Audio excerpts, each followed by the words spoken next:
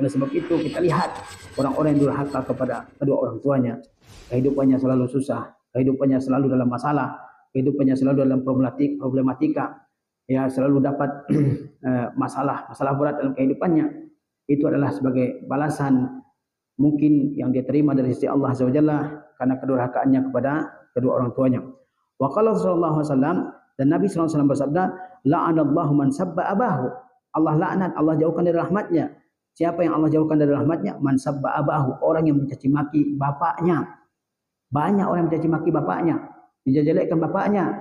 Dia bilang bapaknya ya melakukan ini, melakukan itu, ya kurang memberikan nafkah kepada dirinya dan sebagainya. Nah, itu dilaknat oleh Allah Azza wa Jalla orang yang mencaci maki bapaknya. La'anallahu man sabba ummahu. Allah laknat juga orang yang mencaci maki ibunya. Ya, jadi orang yang mencaci maki bapaknya, mencaci maki ibunya akan dilaknat oleh Allah Azza wa Jalla, akan dijauhkan oleh Allah Azza wa Jalla. Lihatlah zaman sekarang ini begitu banyak orang-orang yang tidak bangga dengan kedua orang tuanya, bahkan merendahkan kedua orang tuanya, mencela kedua orang tuanya, bahkan melaknat kedua orang tuanya.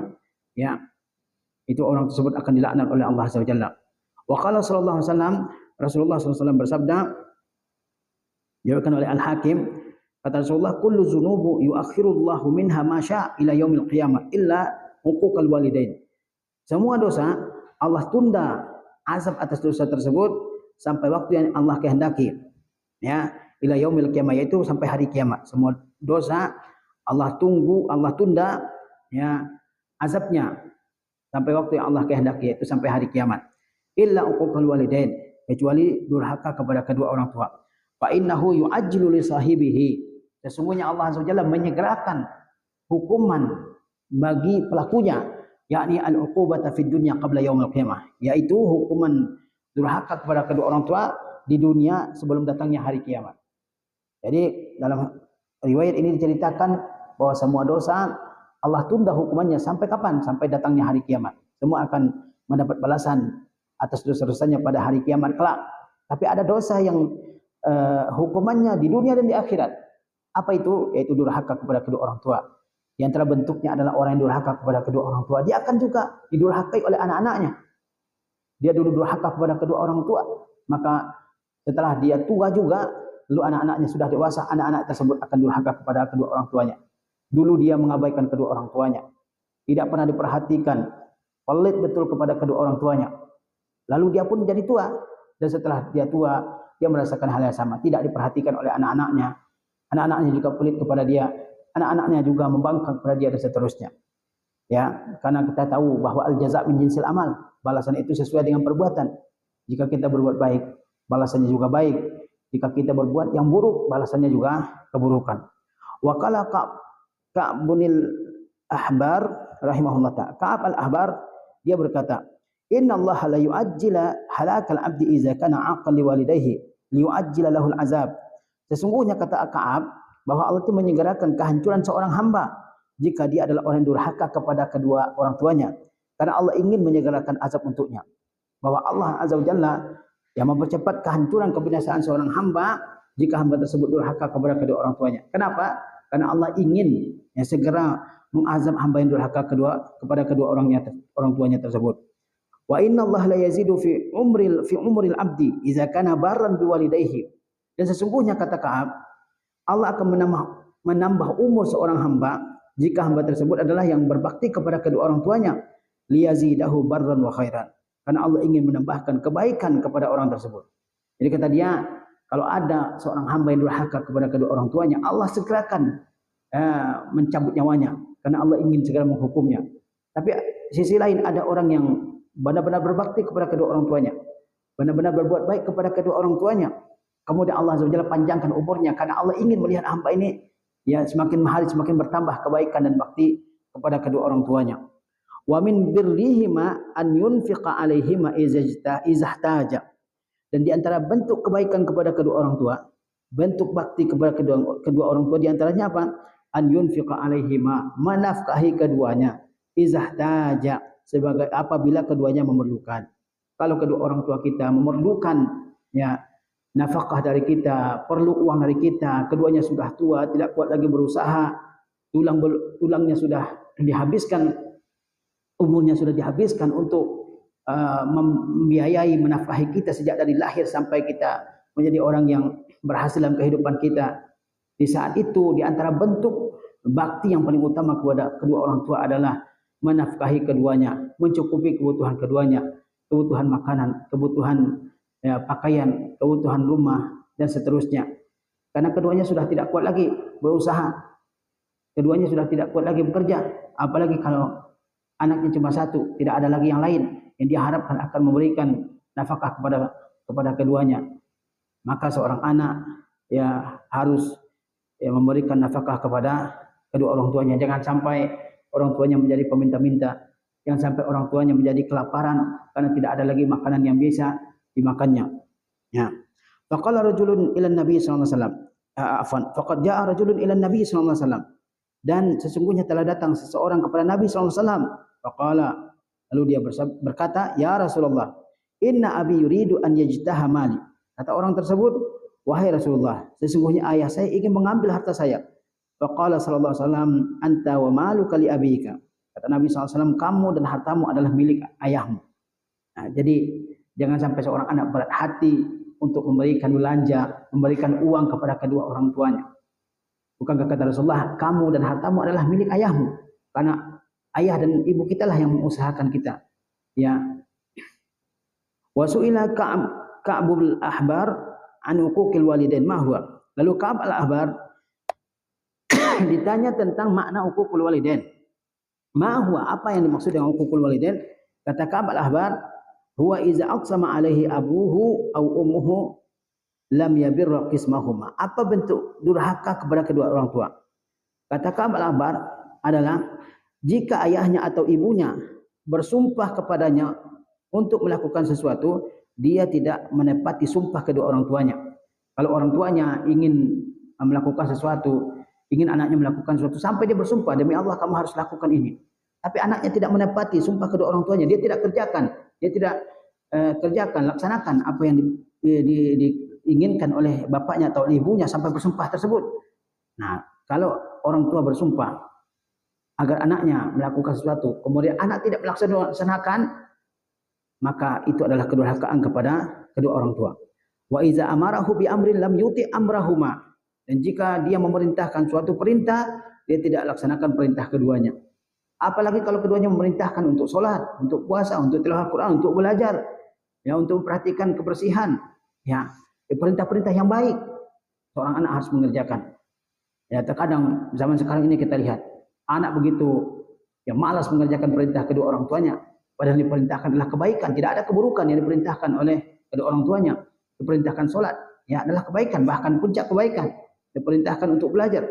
Belajar adalah salah satu pintu dari pintu-pintu ibadah, ya. Tapi masih ada yang enggan melaksanakan ya perintah kedua orang tuanya tersebut. Jika seseorang diperintah oleh orang tua untuk melakukan sesuatu, dia tidak mau mengerjakan, maka itu adalah kedurhakaan. Wa iza sa'alahu syai'an lam yu'tihima. Kalau keduanya meminta dia sesuatu, dia tidak mau berikan. Ya, orang tuanya membutuhkan ya untuk makan, untuk minum, untuk berobat misalnya, dia tidak mau berikan. Hartanya banyak padahal dia orang mampu, orang berkecukupan, tapi sangat pelit kepada kedua orang tuanya. Dia benar-benar perhitungan kepada kedua orang tuanya, dia tidak mau berikan. Bahkan dia kasih orang tuanya uang, ditagih lagi. Nah, jika kedua orang tuanya meminta sesuatu, dia tidak mau dia tidak mau berikan, maka dia telah durhaka kepada kedua orang tuanya. Padahal dia sanggup untuk memberikan. Wa iza tamanahu khanahuma. Jika keduanya mengamanahinya sesuatu, mempercayakan sesuatu kepadanya, dia khianati kedua orang tuanya. Disuruh oleh orang tuanya ya pergi ke kota lain untuk belajar misalnya. Orang tuanya mengeluarkan sekian banyak uang dalam setiap bulan, anaknya malas-malasan, anaknya cuma tidur, anaknya pacaran, anaknya terlilit narkoba, ya, terlilit seks bebas dan seterusnya, LGBT dan sebagainya. Dia tidak amanahi, dia tidak menjaga amanah kedua orang tuanya. Ya, orang tuanya memerintahkannya untuk belajar, dia malah melakukan hal-hal yang buruk. Nah, inilah bentuk kedurhakaan seorang anak kepada kedua orang tuanya menurut Ka'ab al-Ahbar. Yaitu ketika orang tuanya bersumpah agar anaknya melakukan sesuatu yang keduanya inginkan, anaknya tidak mengerjakan. Kemudian anak tidak menaati perintah kedua orang tuanya. Kemudian juga kalau orang tuanya meminta sesuatu, dia tidak mau menyerahkannya, tidak mau memberikannya. Jika orang tuanya mengamanahnya sesuatu, dia tidak mau menjaga amanah tersebut, malah mengkhianatinya. Itu adalah kedurhakaan anak kepada kedua orang tua menurut Ka'ab al-Ahbar. Wa su'ila Ibnu Abbas radhiyallahu anhuma an ashabil a'raf, man hum wa mal a'raf. Ibnu Abbas radhiyallahu anhuma ditanya tentang ashabul a'raf, siapakah mereka dan apa itu al-a'raf? Faqala amal a'raf fa huwa jabalun bainal jannati wan nar. Kata Ibnu Abbas, a'raf itu adalah sebuah gunung antara neraka dan surga. Wa inna ma sumiyal a'raf li'annahu musyrifun 'alal jannati wan nar. Disebut dengan al-a'raf karena dia lebih tinggi, ya, di antara surga dan neraka. Wa alaihi asjarun wa thimarun wa anharun wa uyun. Dan di A'raf itu, yaitu gunung A'raf, ada pohon-pohon, buah-buahan, sungai-sungai dan mata air. Nah, itu disebut dengan A'raf. Yaitu suatu gunung antara surga dengan neraka. Di sana ya tumbuh pohon-pohon, buah-buah, sungai-sungai muncul di situ, juga mata air. Wa ammar rijalul ladzina yakununa alaihi, adapun ashabul A'raf siapa? Ya, fahum rijalun kharaju ilal jihad bighairi ridha abaihim. Mereka adalah orang-orang yang keluar pergi berjihad tanpa izin, tanpa keridhaan dari bapak ibu mereka. Ya, faqutilu fil jihad. Lalu mereka atau terbunuh dalam jihad. Fama na'ahumul qatlu fi sabilillah an dukhulin nar. Lalu karena gugur dalam jalan Allah Azza wa Jalla, maka ia terhalang untuk masuk neraka. Wa mana'ahum uququl walidaini an dukhulil jannah. Dan dia ya terlarang atau tertahan untuk masuk surga karena kedurhakaannya kepada kedua orang tuanya. Fahum al-a'raf hatta yaqdiyallahu fihim amrahu. Maka mereka berada di al-a'raf sampai Allah Azza wa Jalla putuskan perkara mereka. Jadi Ibnu Abbas ditanya tentang al-a'raf, apa itu al-a'raf? Kata Ibnu Abbas, al-a'raf itu adalah sebuah gunung yang lebih yang terdapat antara surga dengan neraka. Di situ ada buah-buahan, pohon-pohon, mata air, sungai dan seterusnya. Siapa penghuninya? Yaitu orang-orang yang mereka pergi berjihad di jalan Allah Azza wa Jalla. Tapi tidak dengan keridhaan kedua orang tuanya. Orang tuanya membutuhkannya. Mungkin orang tuanya sudah tua, tidak ada yang akan merawat keduanya, tidak ada yang akan menjaga keduanya, tidak ada yang akan menafkahi keduanya. Dia tetap pergi berjihad. Ya, orang tuanya sudah larang, dia tetap berjihad. Lalu mereka dalam peperangan terbunuh di tangan musuh. Maka pada hari kiamat kata Ibnu Abbas, mereka tidak bisa masuk ke neraka karena mereka punya pahala syahid di jalan Allah Azza wa Jalla, dan mereka juga tidak bisa masuk surga karena mereka pergi berjihad dengan mendurhakai kedua orang tuanya. Hal tersebut berlangsung sampai Allah Azza wa Jalla putuskan di antara mereka. Wa fi sahihain, dalam as-sahihain, anna rajulan jaa ila Rasulillah sallallahu alaihi wasallam, bahwa seseorang datang kepada Rasulullah sallallahu alaihi wasallam. Faqala, dia bertanya, "Ya Rasulullah, man ahaqqun nasu minni bi husni suhbah?" Wahai Rasulullah, siapakah orang yang paling berhak untuk aku pergauli dengan baik dalam kehidupan ini? Qala ummuka. Maka Rasulullah menjawab, ibumu. Qala summa man. Lalu dia bertanya, kemudian siapa? Qala ummuka. Kata Rasulullah, ibumu. Qala summa man. Kemudian dia bertanya lagi, ya, siapa selanjutnya? Qala ummuka. Kata Rasulullah, ummuka. Qala summa man. Kemudian orang tersebut bertanya lagi, kemudian siapa lagi wahai Rasulullah?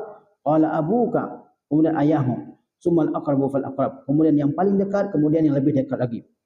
Fahadda ala birril ummi thalatha marrat. Di mana dalam hadis ini Rasulullah mendorong untuk berbakti kepada ibu sebanyak 3 kali. Wa ala birril ab marratan wahidah. Rasulullah mendorong untuk berbuat baik kepada bapak 1 kali. Wa mazaka illa li anna anaaha aktsaru wa syafaqataha a'zamu. Dan hal tersebut tidak lain adalah karena rasa capek dan rasa letih ibu lebih besar dan kasih sayangnya juga lebih besar. Ma'amatu qasihi min hamlin wa talqin wa wiladatin wa radha'atin wa sahri lailin. Bersamaan dengan apa yang dirasakannya berupa kehamilan, melahirkan, kemudian juga menyusui dan begadang pada malam hari. Jadi ada seorang sahabat yang datang kepada Rasulullah SAW. Dia datang untuk bertanya, siapakah orang dalam kehidupan ini yang paling berhak ya aku bergaul dengan baik dengan orang tersebut? Kata Rasulullah SAW, ibumu. Dan orang tersebut terus bertanya, ya sebanyak 3 kali. Dan Rasulullah SAW dalam 3 kali pertanyaan yang sama dijawab oleh Rasulullah SAW yang paling berhak untuk kamu baiki dalam kehidupanmu adalah ibumu. Kemudian kali yang keempat Rasulullah menjawab adalah bapakmu yang paling berhak untuk kamu baiki. Kemudian yang paling dekat denganmu seperti saudaramu, saudarimu. Kemudian yang lebih dekat lagi. Hadis ini mendorong seorang anak untuk berbakti kepada kedua orang tuanya, terutama kepada ibunya. Kenapa Rasulullah SAW perintahkan berbuat baik kepada ibu, berbakti kepada ibu 3 kali dalam hadis ini, sedangkan kepada bapak 1 kali? Karena rasa berat yang dirasakan, pengorbanan yang diberikan oleh ibu kepada anaknya luar biasa. Sejak dari kehamilan, kemudian juga bagaimana sulitnya melahirkan, kemudian juga menyusui dan begadang pada malam hari. Semuanya mungkin melihat bagaimana susahnya istrinya, ya, hamil, melahirkan, ya, kemudian juga menyusui, begadang pada malam hari, ya, sehingga ibu lebih besar haknya untuk dibaiki oleh seorang anak. Bukan berarti ya bapak tidak lebih istimewa daripada ibu. Tetapi maksud hadis ini adalah bahwa ibu lebih berhak untuk kita berlaku baik kepadanya, berlaku lemah lembut kepadanya, berlaku kasih sayang kepadanya daripada bapak, karena pengorbanan yang dia lakukan begitu luar biasa. Ra'a Ibnu Umar radhiyallahu anhu rajulan. Ibnu Umar radhiyallahu anhu melihat seseorang qad hamala ummahu ala raqabatihi, yang menggendong ibunya di atas pundaknya, wa huwa yatufu biha haula Ka'bah, sedangkan dia sedang tawaf dengan ibunya tersebut sekeliling Ka'bah. Faqala ya Ibnu Umar, atarani jazaituha? Kemudian laki-laki tersebut bertanya, wahai Ibnu Umar, apakah menurutmu aku telah membalas jasa ibuku? Qala la walau bitalqatin wahidatin min talaqatiha. Tidak, walaupun dengan satu nafas, ya, daripada nafas-nafas yang sulit yang dia keluarkan ketika melahirkanmu. Walakin qad ahsanta, namun engkau telah berbuat baik. Wallahu yusibuka 'alal qalili katsira, dan Allah akan memberikan pahala yang besar kepadamu atas amalmu yang sedikit. Jadi bayangkan kalau seseorang menggendong ibunya ketika tawaf di Ka'bah, desak-desakan dengan orang lain sebanyak 7 putaran, apakah itu sudah dianggap membalas jasa ibu kita? Kata Ibnu Umar, belum. Walaupun satu nafas yang dikeluarkan oleh ibumu ketika dia melahirkanmu, belum ada apa-apanya. Tetapi tetap Allah Azza wa Jalla yang membalas dengan balasan yang besar atas, ya, bakti yang kecil yang kita lakukan terhadap ibu kita. Kemudian an Abi Hurairah radhiyallahu anhu qala, dari Abu Hurairah radhiyallahu anhu ia berkata, qala Rasulullah sallallahu alaihi wasallam, Rasulullah sallallahu alaihi wasallam bersabda, arba'atu nafarin haqqun 'ala Allahi an la yudkhilahumul jannah wa la yuziqahum na'imaha. Ada 4 golongan yang wajib Allah Azza wa Jalla tidak memasukkannya ke surga, dan Allah Azza wa Jalla mewajibkan untuk tidak memberikan rasa nikmat kepadanya, yaitu nikmat surga. Siapa itu? Mudminu khamrin, pencandu khamar, wa akilur riba, pemakan riba, wa akilu malil yatim zulman, pemakan harta anak yatim dengan cara yang zalim, wal aquli walidayhi illa an yatubu, dan juga orang yang durhaka kepada kedua orang tuanya kecuali jika mereka bertaubat kepada Allah Azza wa Jalla. Jadi kata Abu Hurairah bahwa Rasulullah SAW bersabda, ada 4 golongan yang Allah sudah pastikan dia tidak akan masuk surga, dan Allah sudah pastikan mereka tidak akan merasakan nikmat surga. Siapa itu? Pencandu khamar, ya.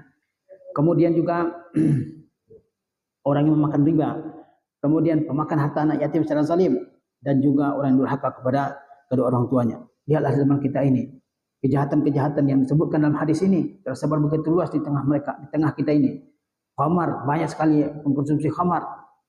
Kemudian pemakan riba tersebar dengan luas di tengah-tengah kita ini.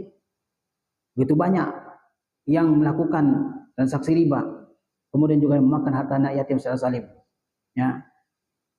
Kemudian orang yang durhaka kepada kedua orang tuanya, mereka akan Allah SWT tidak masukkan ke surga, tidak akan Allah berikan nikmat surga kepadanya, ya, kecuali jika mereka bertobat kepada Allah Azza wa Jalla.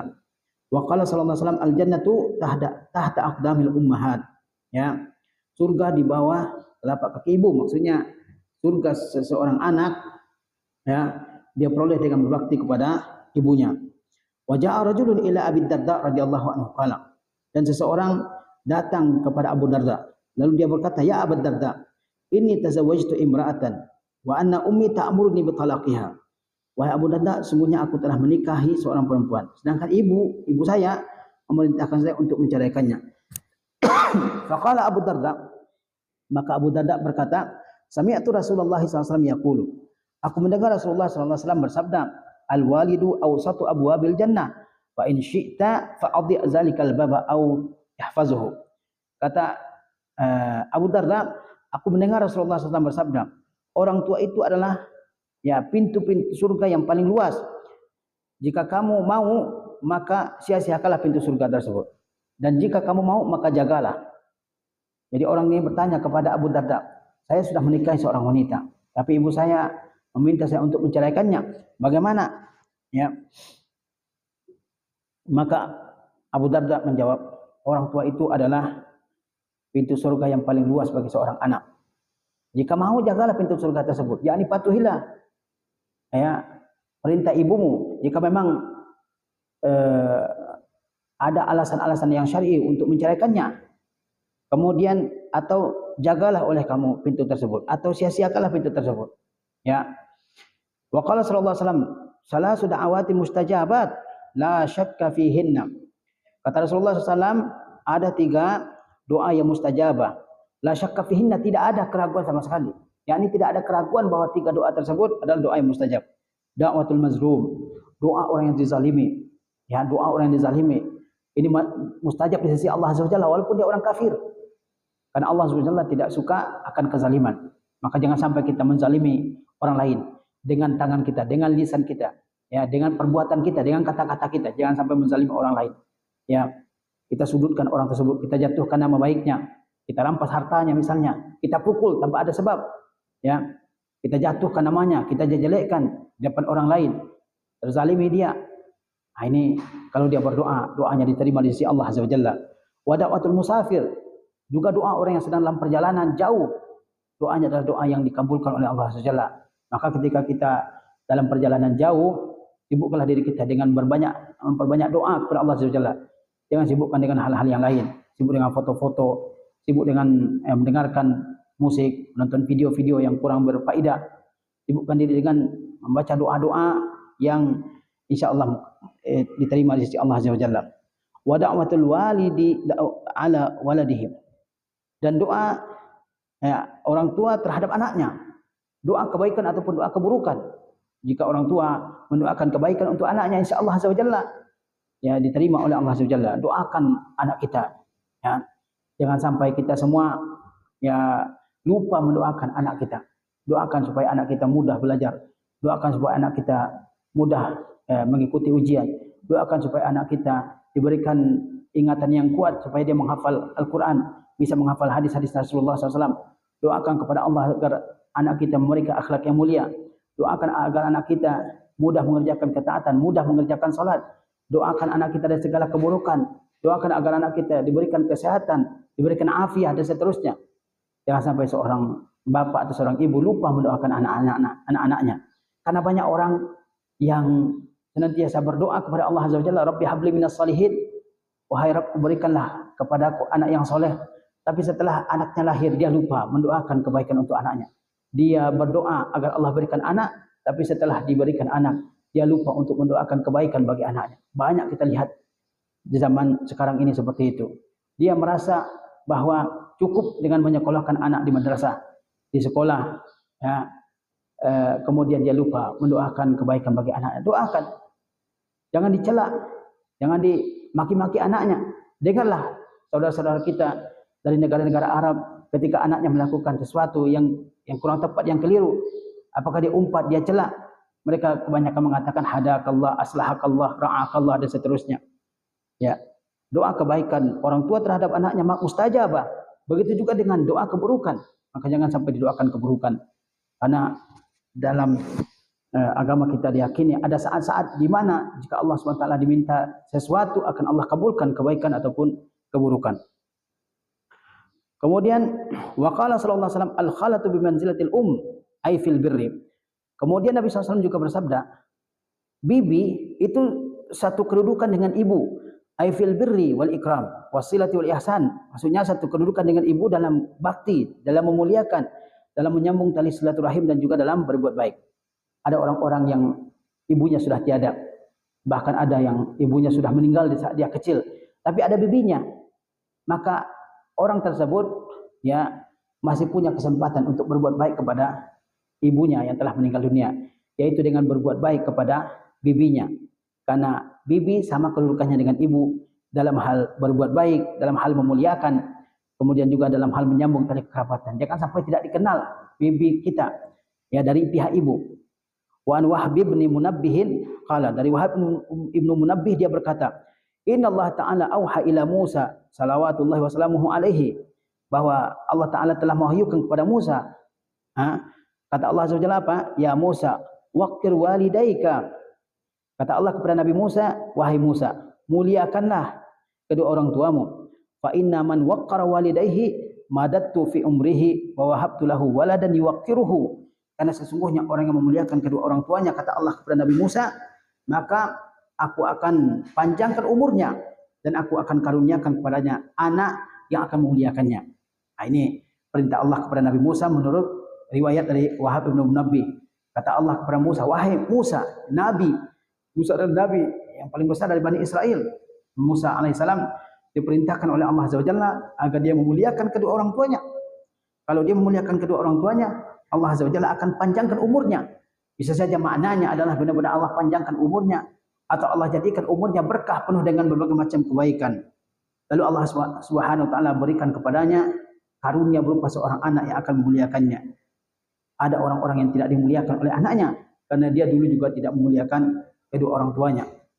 Wa man aqqa walidayhi qassartu fi umrihi. Kemudian kata Wahab ibnu Munabbih, di antara wahyu Allah kepada Musa adalah barang siapa yang durhaka kepada kedua orang tuanya, aku pendekkan umurnya. Wa wahabtu lahu waladan ya'uquhu, dan aku berikan kepadanya anak yang akan durhaka kepadanya. Ya, seperti yang telah kita jelaskan bahwa al-jaza' min jinsil amal, bahwa balasan itu tergantung dengan perbuatan. Jika kita melakukan kebaikan, pasti balasannya kebaikan di sisi Allah Subhanahu wa taala, ajilan am ajilan. Cepat atau lambat, pasti balasannya adalah kebaikan. Begitu juga kalau kita melakukan keburukan, balasannya juga keburukan, cepat ataupun lambat. Wa qala Abu Bakr ibn Abi Maryam. Abu Bakar ibn Abi Maryam berkata, qara'tu fit Taurah anna man yadribu abahu yuqtal. Aku baca dalam kitab Taurah bahwa orang yang memukul orang tuanya akan dibunuh. Ini syariat dalam Taurat. Wa qala Wahb bin Munabbih, qara'tu fit Taurah ala man sakka walidahu rajmu. Aku baca dalam Taurat, kata Wahab ibnu Munabbih, bahwa orang yang menampar kedua orang tuanya, ya hukumannya adalah dirajam. Wa an Amr bin Murrah al-Juhani qala jaa rajulun ila Rasulillah sallallahu alaihi wasallam. Wa qala, dari Amr bin Murrah al-Juhani dia berkata, seseorang datang kepada Rasulullah sallallahu alaihi wasallam. Dia berkata, ya Rasulullah, ara'aita idza sallaitu salawatil khams. Bagaimana pendapat engkau wahai Rasulullah apabila aku telah mengerjakan salat 5 waktu, wa sumtu ramadhana wa addaitu zakata, dan aku berpuasa pada bulan Ramadan dan aku tunaikan zakat, wa hajjatul baita, aku haji ke Baitullah, famazali, lalu apa pahala untukku? Faqala Rasulullah sallallahu alaihi wasallam, man fa'ala zalika kana ma'an nabiyyin was-siddiqin wasyuhada'i was-salihin illa an yaqqa walidayhi. Kata Rasulullah sallallahu alaihi wasallam, barang siapa yang melakukan semua itu, dia sudah salat 5 waktu, dia sudah berpuasa pada bulan Ramadan, dia sudah tunaikan zakatnya, dia telah melaksanakan haji ke Baitullah. Apa ganjarannya? Kata Rasulullah SAW, orang yang melakukan semua itu maka akan berkumpul di surga dengan para nabi, para siddiqin, para syuhada dan orang-orang saleh. Illa an ya'qa walidayhi, kecuali jika dia durhaka kepada kedua orang tuanya. Jadi ya, kedurhakaan kepada kedua orang tua akan menjadi pengganjal seseorang untuk merasakan nikmat surga dan nikmat berkumpul dengan para nabiyyin, para siddiqin, para syuhada dan para salihin. Maka jangan sampai kita durhaka kepada kedua orang tua kita. Wa qala sallallahu alaihi wasallam, la'anallahu al-aqali walidayhi. Kata Rasulullah SAW, Allah laknat orang yang durhaka kepada kedua orang tuanya. Wa ja'a rajulun wa ja'an Rasulullah sallallahu alaihi wasallam, dan datang riwayat dari Rasulullah SAW, ra'aitu lailata usriya bi aqwaman finnar. Kata Rasulullah SAW dalam riwayat ini, ya, pada malam aku diisrakan, aku melihat kaum-kaum dalam neraka, mu'allaqina fi juzu'in min nar, yang digantung di ranting-ranting pohon-pohon yang ada di neraka. Faqultu ya Jibril, man haula? Maka aku bertanya, wahai Jibril, siapakah mereka itu? Qala allazina yashtumuna aba'ahum wa ummahatihim fid dunya. Mereka adalah orang-orang yang mencaci maki bapak-bapak mereka dan ibu-ibu mereka di dunia. Ini bahaya atau dosa yang akan diperoleh orang-orang yang mencaci maki kedua orang tuanya ketika hidup di dunia. Di antara bentuk mencaci maki kedua orang tua adalah langsung mencaci ibunya, mencaci maki bapaknya. Ya, ketika keinginannya tidak dipenuhi oleh bapaknya, bapaknya dihina, direndahkan, dibilang bodoh, digoblokin dan seterusnya. Banyak kita lihat seperti itu zaman sekarang. Begitu juga dengan ibunya, ya, ditololin, anak sudah ngomong seperti itu. Ya, pada zaman sekarang ini sudah banyak kita lihat.